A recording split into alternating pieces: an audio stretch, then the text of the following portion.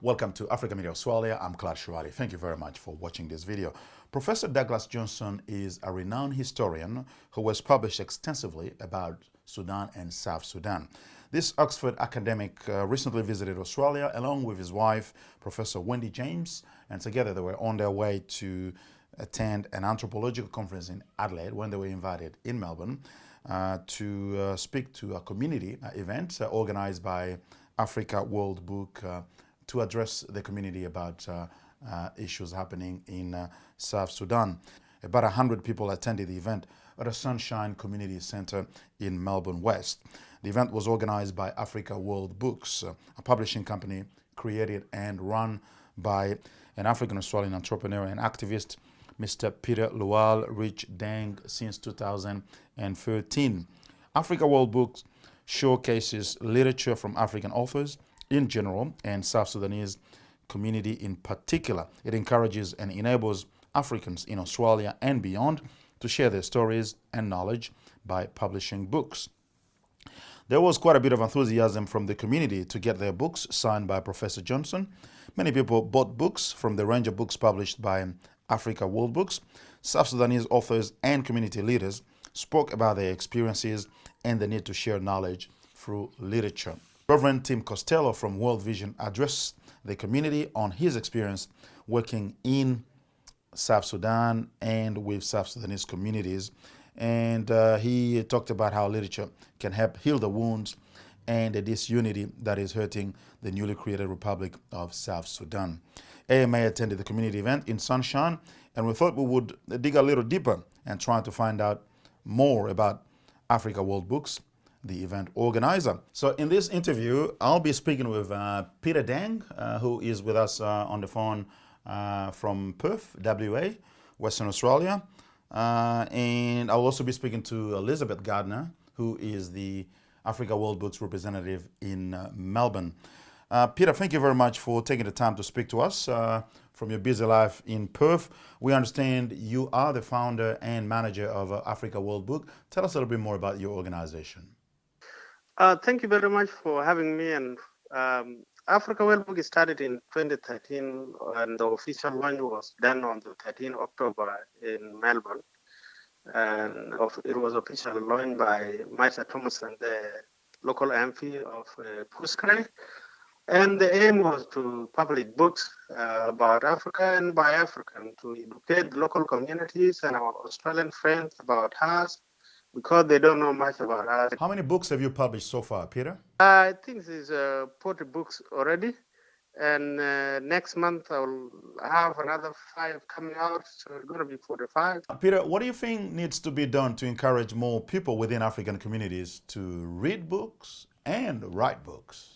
Yeah, I would encourage a workshop like the one we had on the 2nd in Sydney and on the 8th in Melbourne and the 9th.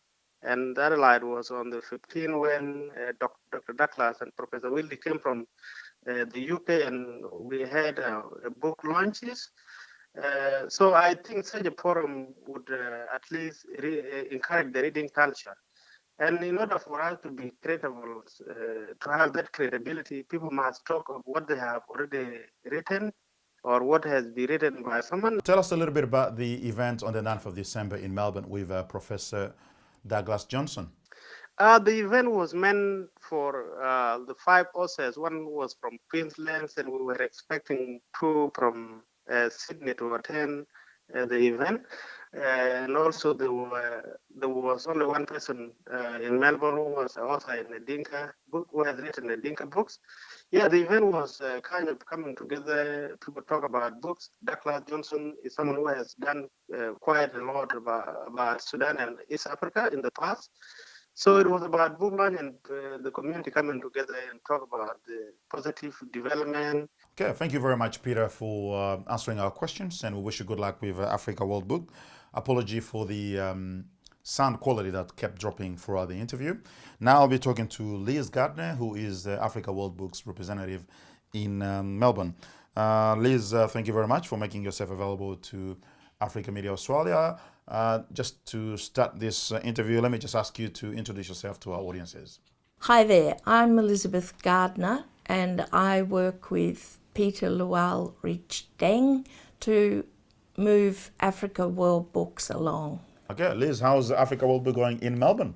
It's been going slowly and steadily forwards. We have a policy of publishing books by African authors, and I suppose for the most part so far we've worked with South Sudanese authors.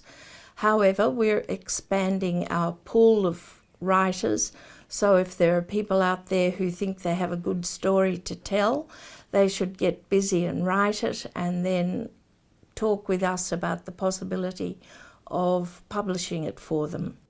Now, do you publish any types of books, or are there specific books that you focus on? We're interested in all books. We have some children's books on our list. We have autobiographies, biographies, historical books, and it gives you a very good sense of the breadth and depth of African writers in Australia. Liz, what would you like to tell people out there who may have a story to tell or some knowledge to share and who want to write a book? Well, a couple of things, I suppose. You can always find a creative writing course. That sort of discipline that it teaches and the skills that it teaches people prove to be very useful when you want to write your own autobiography or any other story. So I'd encourage people to do a writing course, but if you think that your skills are great, and I'm sure they are, then write down what you want to record and bring it along. How can people contact Africa World Book? We have a website which is www.africaworldbooks.com.au, and on there you can find contact numbers for Peter and the office in Western Australia, and if people would like to contact me, then my phone number is 0419 530748. And Liz, what will be your last message out there to everyone watching? We need the support of people. We need you to start buying books. We have some excellent quality books which talk about South Sudan and Africa in general, and they're very interesting to read and to see other people's viewpoints of your own country is really very educational. Thank you very much, Liz, for answering our questions, and we wish you and Peter and everybody at Africa World Books good luck for the future. Good.